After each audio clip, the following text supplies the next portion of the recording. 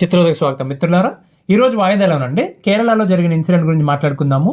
కొంచెం ఎక్కడన్నా నాకు తెలియకుండా ఘాటుగా ఏదన్నా వ్యాఖ్యలు చేసే అవకాశం ఉంది కాబట్టి సున్నిత మనస్కులు ఎవరన్నా ఉంటే ఇక్కడతో ఆపేయండి. కేరళలో పోయిన వారంలో జరిగిన ఇన్సిడెంట్ గురించి మీకు ఆల్రెడీ వినే ఉంటారు. ఒకసారి క్విక్గా ఒక క్రానలాజికల్ ఆర్డర్లో ఏం జరిగిందో క్విక్గా మాట్లాడుకుందాం. జనవరి 16వ తారీఖున అంటే మనకి కనుమ పండగ రోజు దీపక్ అనే ఆయన రోజులానే ఆయన ఆఫీస్కి వెళ్ళి ఇంటికి వస్తున్నారు. ఆయన బస్సులో వస్తారు, సిటీ బస్సులో వస్తున్నారు.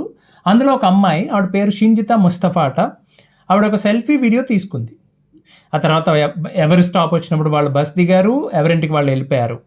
అదే రోజు ఆయన సాయంత్రం ఇంటికి వెళ్ళిన తర్వాత అప్పటికే అమ్మాయి తన ఇన్స్టాగ్రామ్ అకౌంట్లో ఒక సెల్ఫీ వీడియో, ఆమె బస్సులో తీసుకున్న వీడియో అప్లోడ్ చేసింది.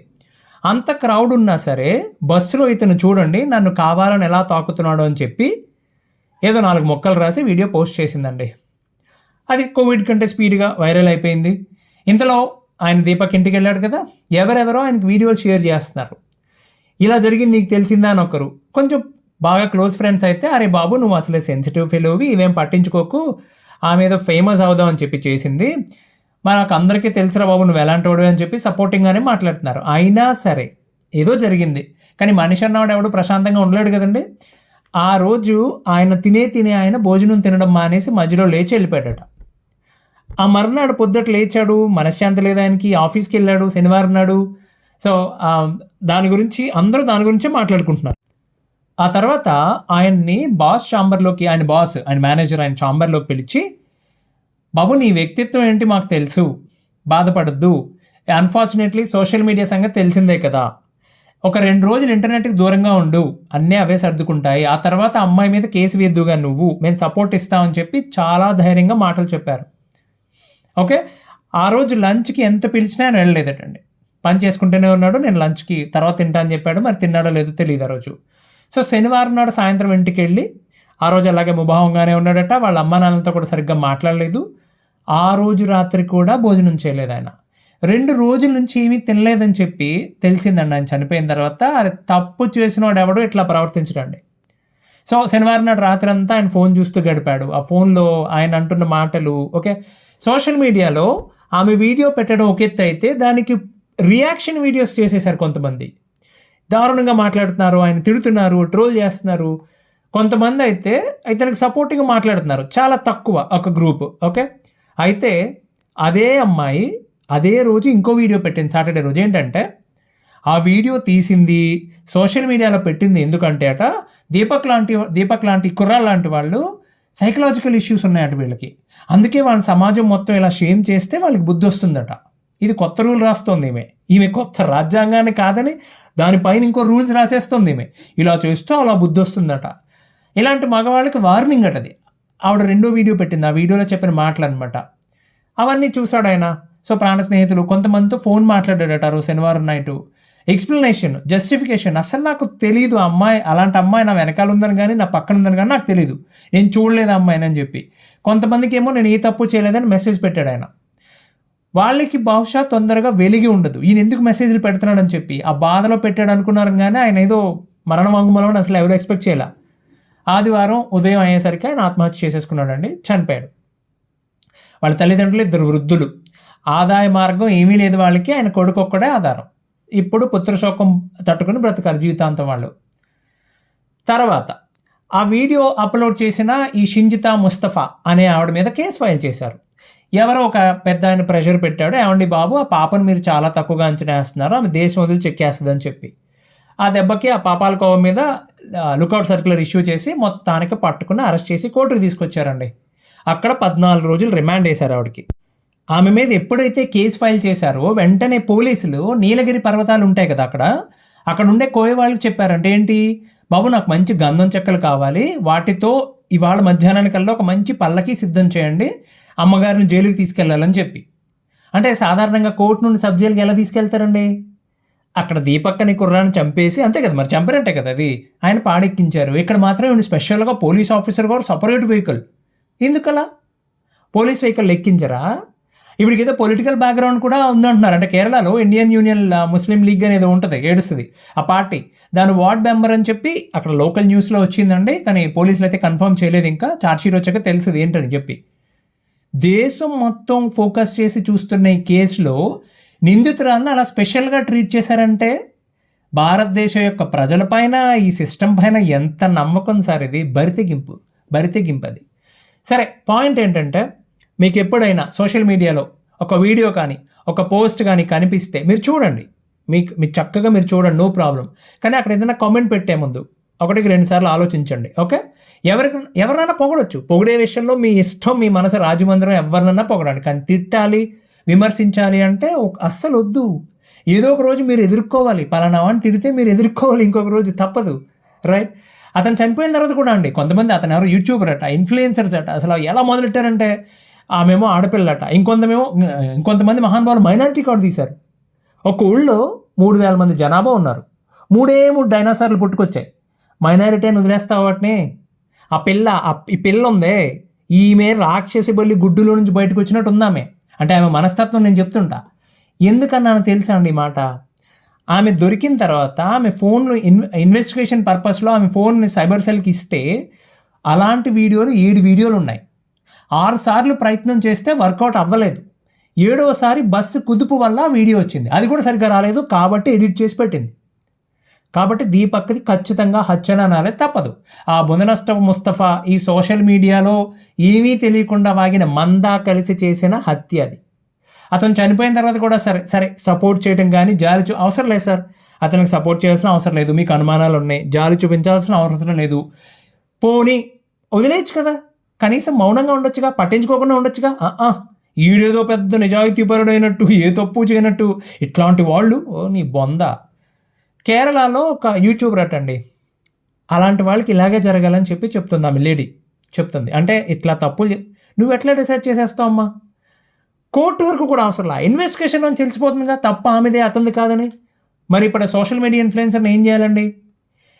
ఇలాగే ఏ తలాతోక లేకుండా ఎవిడెన్స్ లేకుండా నిందలేసేవాళ్ళండి వెతికి ఐడెంటిఫై చేసి రాజ్యాంగాన్ని మార్చాలి సార్. మార్చి ఏం చేయాలంటే అండి, బాబు మీకు 5 వేళ్ళు ఉన్నాయి కదా, ఒక్కొక్క వేలు ఒక్కొక్క పేరు రాసి ఒక్కొక్క చీటీ పైన వాళ్ళ చేతే లాటరీ తీపించి లాటరీలో ఏ వేలు వస్తే ఆ వేలు నరికేయాలండి అనేది. చాలా క్రూరంగా ఉండొచ్చు, బట్ ఆగదు కదా మరి. ఇంత పెద్ద పెద్ద మాటలు ఎందుకంటే అండి, మీకు ఆ మధ్యన ఢిల్లీలో సంఘటన గుర్తుందా? ఒకవేళ గుర్తు లేకపోతే గుర్తు చేస్తా. ఒక కుర్రాడు మీద, అంటే అతని పేరు సర్వజిత్ సింగ్ ఏదో, అతని మీద ఆ అబ్బాయి మీద ఇలాంటి అలిగేషన్ వచ్చింది. ఏంటంటే ఒక అమ్మాయి వచ్చి పలానా వాడు నన్ను శారీరకంగా హింసించాడు సమ్ ఏదో రాసింది. అతను ఫోటో పెట్టింది, క్లియర్గా అతను ఫోటో ఉంది పెట్టింది, ప్రొఫైల్ పిక్చర్ లాగా అందంగా తీసి ఆ ఫోటో పెట్టి సోషల్ మీడియాలో రాసేసిందండి. ఓ పోస్ట్ పెట్టింది, వైరల్ అయిపోయి అప్పటి ముఖ్యమంత్రి కేజ్రీవాల్ గారు, అమ్మాయి ఇంత ధైర్యంగా ముందుకు వచ్చావు నాన్న, నేను అభినందిస్తున్నాను, నీకు బుద్ధి ఉందాయా? నిన్ను కాదు, నిన్ను ముఖ్యమంత్రిని చేసుకొని అనాలి. అసలు ఏమీ అడగరా, ఎక్కడ జరిగింది, ఏం జరిగింది, అసలు ఏమైంది, ఎవిడెన్స్ ఏమన్నా ఉందా? పోలీసులను ట్యాగ్ చేయాలిగా. ఆయన ఏం చేసి ఉండొచ్చు, నిజంగా అంత నచ్చేసి ఉంటే పోలీసులను ట్యాగ్ చేసి please look into this issue immediately on priority ఏదో చెప్పాలి. అభినందిస్తున్నాడు. మరి దుర్మార్గం అండి. అయితే బాలీవుడ్లో అయితే అసలు సూపర్ స్టార్ వీళ్ళు. మిలిటరీలో 100 మంది చచ్చిపోతే ఎవడు మాట్లాడు, కిక్కరు మండ.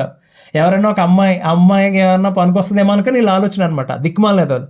అందరూ ఎంత సపోర్ట్ చేస్తారో. ఉరిదీయండి ఉత్తప్పంగబుర్లు అని చెప్పారు. ఆ కుర్రాడికి 1,15,000 జీతం ఉన్నప్పుడు ఆ సంఘటన జరిగినప్పుడు ఉద్యోగంలో తీసేశారు అతన్ని.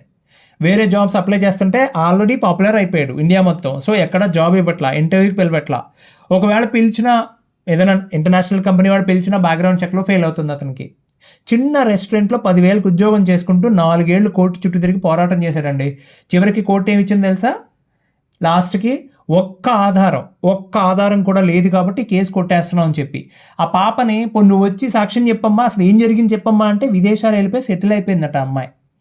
ఓకే, కేసు క్లోజ్ అయ్యాక అంతకుముందు మురిగిన వాళ్ళు ఎవ్వరు ఒక్క మెసేజ్ కూడా లేదు. ఒక్క సోనాక్షి సిన్హా అనుకుంటా, ఇంకెవరు ఒకళ్ళిద్దరు ఉన్నారు, ఆవిడ పెట్టింది, సారీ బ్రదర్ ఏమనుకోవద్దు, మాకు విషయం తెలియలేదు, దొంగ మొహం అదని చెప్పి మాకు తెలియక మేము అనవసరంగా ఆమెకు సపోర్ట్ చేసామని చెప్పి.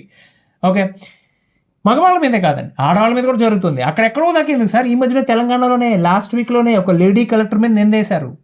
ఓ చెత్త పనికి మాలిన దరిద్రపు న్యూస్ ఛానల్ వాళ్ళు. మళ్ళీ వీళ్ళు భక్తి పేరుతో ఏవో కండక్ట్ చేస్తుంటారు సన్నాసదవులు. జర్నలిజం అండి అది. దిక్కుమాల వాళ్ళ దగ్గర ఒక ఎవిడెన్స్ లేదండి. ఎవిడెన్స్ లేకుండా కలెక్టర్ స్థాయిలో ఉన్న ఒక లేడీ మీద ఎట్లా అండి వేసేస్తారు వీళ్ళు? వేసేయడమే. తప్ప తాగి మాట్లాడుతూ ఉంటారు వీళ్ళు వచ్చి. ఇంకొకటి, తప్పు చేసేసి మేము ఆడవాళ్ళం, మేము పలానా ప్రాంతం వాళ్ళం, మేము మైనారిటీ వాళ్ళం, ఇలాంటి కబుర్లు చెప్తే గోపు పగలగొట్టేయాలని. అసలు నేరానికి ఐడెంటిటీకి ఏంటంటే సంబంధం? సన్నాసులు. సరే, ఇక దీపక్ సంగతి చూస్తే అండి ఒక మాట అనుకుందామండి. అతను నిజంగానే అనుకుందాం, మాట వరుసకి నిజంగానే తప్పు చేశాడు అనుకుందామండి. పోనీ దీపక్ కాకుండా ఇంకో వ్యక్తి ఎవరు, కానీ శిక్షించే విధానం ఇదా? ఓ పక్కనేమో వాళ్ళ ఇంట్లో కానీ, వాళ్ళ ఆఫీస్లో, వాళ్ళ ఊళ్ళో బంధువులు, చుట్టాలు, వాళ్ళ ఫ్రెండ్స్ అందరూ ఒకటే మాట, అతను చాలా మంచి వ్యక్తి అని చెప్తున్నారు. ఎప్పుడు ఎవరితో తప్పుగా ప్రవర్తించడం ఎప్పుడూ జరగలేదు. చిన్న గొడవకు కూడా వెళ్ళట ఆయన. సో అతను ఇంతకుముందు పరిచయం ఉన్న ఎవరో ఒక అమ్మాయి స్ట్రేంజర్, ఆమె కూడా చెప్తుంది కదా మంచి వ్యక్తి అని చెప్పి. మరి అట్లాంటి వాళ్ళు ఎలా తట్టుకోగలండి ఇలాంటి కామెంట్స్ని? దీపక్ సున్నిత మనస్కుడు, తొందరపడి నిర్ణయం తీసుకున్నాడు అని కూడా అనలేం మనం. ఎందుకంటే ఎవరన్నా మీరు చెప్పండి సార్, మీ మీద వచ్చింది ఎట్లాంటి ఎలిగేషన్, మీరు అమ్మాయో అబ్బాయో మీ మీద వచ్చింది, నిజంగా తట్టుకోగలరా? ఎక్స్ప్లెనేషన్ ఇచ్చుకుని ఎంతమందికని జస్టిఫికేషన్ ఇస్తారు? రైట్. ఏది ఏమైనా సరేనండి, దయచేసి నెగిటివ్గా మాట్లాడడం తగ్గించండి. ఈ వీడియో అమ్మాయి అప్లోడ్ చేసిన వీడియో చూసిన తర్వాత నాకు ఏమనిపించిందో చెప్పనా? ఏ మగాడన్నా దొరకపోతాడా? దొరికితే ఆ వీడియో చూపించి బ్లాక్మెయిల్ చేద్దాం, డబ్బు గుంజుదాం అని ప్లాన్ చేసిందండి. లేకపోతే లాజిక్ ఎక్కడుందండి కదా? అసలు మధ్యలో లాజిక్ ఎక్కడుంది? ఎందుకు తీస్తుంది వీడియోలు అట్లా? అంటే అందరూ దుర్మార్గులు ఉండరు కదండి. ఆమె ట్రై చేస్తుంది కానీ ఎంతసేపటికి వర్కౌట్ అవ్వట్లే, ఎవడో దొరకట్లా. ఇప్పుడు ఆ మధ్యన సనత్ నగర్లో ఒక అమ్మాయి మీద ఎవడో కత్తితో దాడి చేయబోతుంటే ఫస్ట్ నరికాడు. సెకండ్ టైం చేయబోతుంటే దారిని వెళ్ళిపోతున్న ఒక కుర్రాడు పట్టుకున్నాడు. ఆ చేయి తెగిపోద్దని తెలిసినా పట్టుకున్నాడు. అమ్మాయి ప్రాణం కాపాడాడు. మరి ఎవడు చెడ్డోడు ఎవడు మంచోడు అంటే ఏం చెప్తాం మనం? సో ఆవిడికి వీడియో కావాల్సిన వాళ్ళు ఎవరు దొరకడం లేదు, అంతే కదా? అందుకే 6 సార్లు వీడియో తీసింది. వర్కౌట్ అవ్వక 7వసారి తీస్తూ ఉండగా బస్సు కొద్దుపులకి ఈయన కర్మకాలి జరిగింది అట్లాగా. ఇప్పుడు మెరకీ సరుకులాగా బస్సు ఎక్కి మగాడు కావాలి బాబు మగాడని తిరిగితే ఎవడో దొరుకుతాడు. తప్పు నువ్వు చేసి అతని మీద గంటేసి నీళ్ళు చెప్తే అట్లా. చిత్రాల మొగుడు ఉత్తరం రాస్తే చింతతోపులో దూరు చదివించుకుందంట సామెత. ఎట్లాంటి వాళ్ళు చూసే పుట్టింది అది. ఆమె పూర్వం మాట్లాడిన వీడియోస్ చక్కర్లు కొడుతున్నాయి కొన్ని బయట. ఆమె మాట్లాడే తీరు, ఆ హావభావాలు, ఆ మెరకీది వాటం ఎంత జుగుత్సాకరంగా ఉన్నాయంటే, ఆమెను సపోర్ట్ చేస్తున్నారంటే ఎంతమంది శాడిస్టులు ఉన్నారు చూడండి సోషల్ మీడియాలో. దీపక్ వాళ్ళ అమ్మ నాన్న కాదు, ఈ పిల్లాళ్ళ అమ్మ నాన్న చేసుకోలేని చేసుకుంటే వాళ్ళకి అవమానం ఇది. ఇంకో పాయింట్ అండి, నాకు అర్థం కాక అడుగుతాను, బస్సులో లేని ముసుగు కోర్టుకు వచ్చేసరికి వచ్చేసిందమ్మా. అంటే నువ్వేమో ఊళ్ళో వాళ్ళ మొహాలు వీడియోలు తీసేసి సోషల్ మీడియాలో పెట్టేస్తావు, నువ్వేమో నీ దొంగ మొహం కప్పేసుకుని తిరుగుతావా? ఏమన్నా అంటే మా మతం ఇది, మా ఆచారం. నిజమా? మతం లేదు కుదరలేదు గడదు గుడ్డు. ఒక రకంగా చూస్తే ఇది పథకం ప్రకారం చేసిన హత్య అవుతుందండి. ఇంకొక ఆవిడ పాపం ఏదో సంఘం నడుపుతున్నారట. ఆవిడ వచ్చి అంటది, ఒక్క ఆడదాన్ని చేసి సోషల్ మీడియా అంతా వెంట పడుతుందట. అవతల పక్కన ఒక అర్థం చనిపోయాడమ్మా, మీ అబ్బాయో మీ ఆయనో అన్యాయంగా ఇలాగే చచ్చిపోతే ఇలాగే రియాక్ట్ అవుతారా? రైట్. పొద్దున్న లేస్తే పిల్లలకి భర్తకి భోజనం పెట్టి ఇల్లు చక్క పెట్టుకుని ఆ డెడ్ లైన్ మధ్యలో ఉద్యోగాలు చేస్తున్నారు, చచ్చి చెడి కష్టపడి వాళ్ళ పనులు చేసుకుంటున్నారు. వాళ్ళు మహిళలు, వాళ్ళకు ఉంటాయి ప్రత్యేక హక్కులు, వాటిని కాపాడాలి. సమాజం అందరూ ఏకమై కాపాడతారు, మెచ్చుకుంటారు. ఇలాంటి గబ్బిలాలు కాదు. ఈ షింజిత అనే ఆవిడకి నేరం నిరూపణ అయితే ఉరిశిక్ష వేసి దాన్ని లైవ్ టెలికాస్ట్ చేయాలండి. అప్పుడు ఇంకోసారి ఇలాంటి పాల్కోవాలు బరి తెగించకుండా ఉంటాయి. ఖచ్చితంగా ఇదే జరగాలి. కవాయిదాలో మళ్ళీ కలుద్దామండి. అంతవరకు సెలవు. ధన్యవాదాలు.